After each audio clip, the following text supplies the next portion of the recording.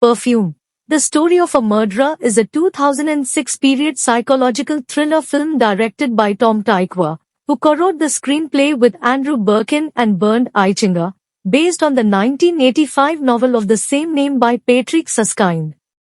The film stars Ben Whishaw, Alan Rickman, Rachel Hurd-Wood, and Dustin Hoffman. Set in 18th century France, the film tells the story of Jean-Baptiste Grenouille, an olfactory genius, and his homicidal quest for the perfect scent. The film begins with the sentencing of Jean-Baptiste Grenouille, a notorious murderer. The story of his life is told in flashback, beginning with his abandonment at birth in a French fish market.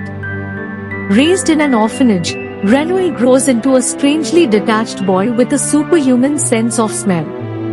After growing to maturity as a tanner's apprentice, he makes his first delivery to Paris, where he revels in all the new scents.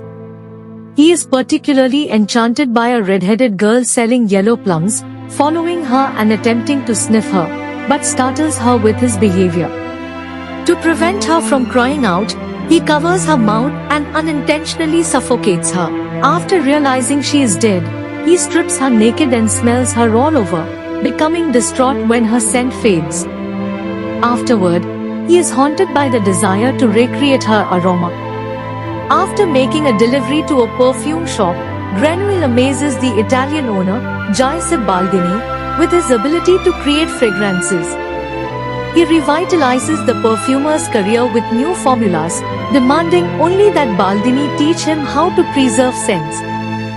Baldini explains that all perfumes are harmonies of 12 individual scents and may contain a theoretical 13th scent. Grenouille is saddened to learn that Baldini's method of distillation will not capture the scents of all objects, or rather, people. Baldini informs Grenouille of another method in Grasse and provides him the journeyman papers in exchange for 100 new perfume formulas. Right after Grenouille departs, however, Baldini dies when the shaky building collapses with him in it. En route to Grasse, Grenouille decides to exile himself from society, taking refuge in a cave. During this time, he discovers that he lacks any personal scent himself and believes this is why he is perceived as strange or disturbing by others. Deciding to continue his quest, he leaves his cave. Upon arrival in Grasse, he catches the scent of Fleur Richies, the red-headed daughter of the wealthy Anton Richies, and decides that she will be his 13th scent, the linchpin of his perfume. He finds a job and learns the method of enfleurage. He starts experimenting by first killing a young woman and attempting to extract her scent using hot enfleurage, which fails. Next, he attempts cold enfleurage on a prostitute he murders, and successfully preserves her scent. Having perfected his method, he embarks on a killing spree, targeting young women and capturing their scents. He dumps their naked corpses around the city, creating panic. After preserving the first 12 scents, he plans his attack on Lore. Worried about his daughter's safety, Richies flees the city with her, but Grenouille tracks her scent to a seaside inn and murders her while Richies is asleep.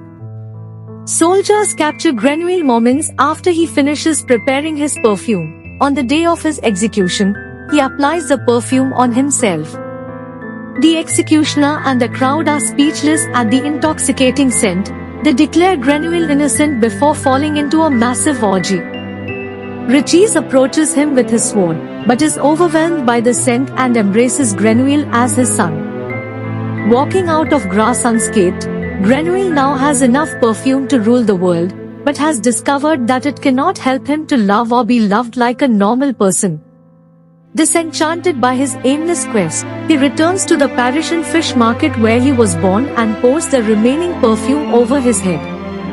Overwhelmed by the scent, the nearby crowd devours him. The next morning, all that is left are his clothes and the empty bottle. The acting is very impressive, not to mention the cinematography too. I was eager to watch this, but it exceeded my expectations. It is a masterpiece. This was so well made that it sparks your interest in watching this movie. Never a dull moment, there is always thrill and curiosity.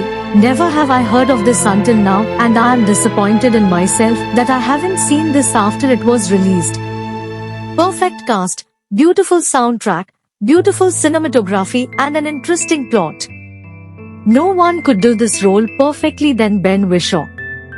Truly sometimes passion makes us go to certain lengths, and for Jean-Baptiste, played by Ben, it was making the most perfect perfume that one smell of it puts you to ecstasy. Thank you.